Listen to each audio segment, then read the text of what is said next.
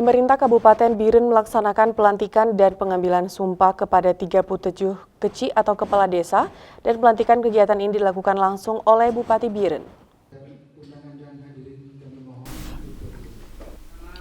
Sebanyak 37 keci dalam Kabupaten Biren dilantik secara serentak. Pelaksanaan kegiatan pengambilan sumpah ini juga diikuti dengan protokol kesehatan yang telah diterapkan oleh tim Satgas COVID-19.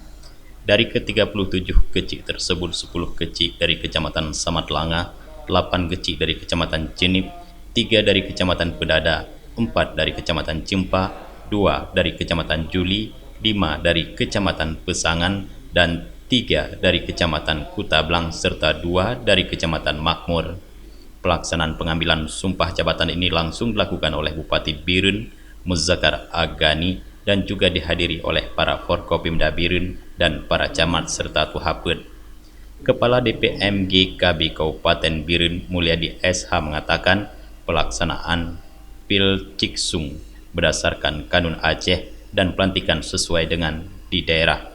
Dia juga berharap kepada keci yang baru dilantik untuk segera melakukan pembuatan RPJM untuk kegiatan keci dalam 6 tahun ke depan. Bagi yang keci hari ini dilantik, mereka pada bulan pertama bertugas segera menyusun RPJM selama 6 tahun, rencana pembangunan jangka menengah.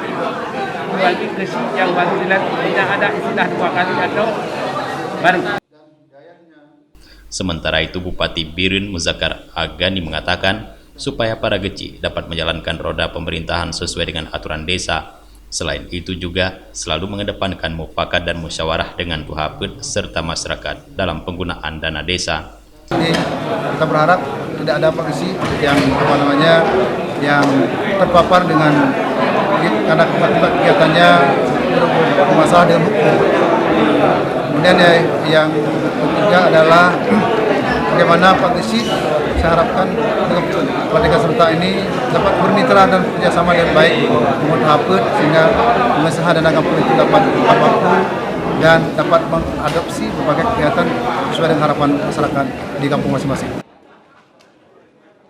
Dari Biren, Tim Liputan Aceh TV melaporkan.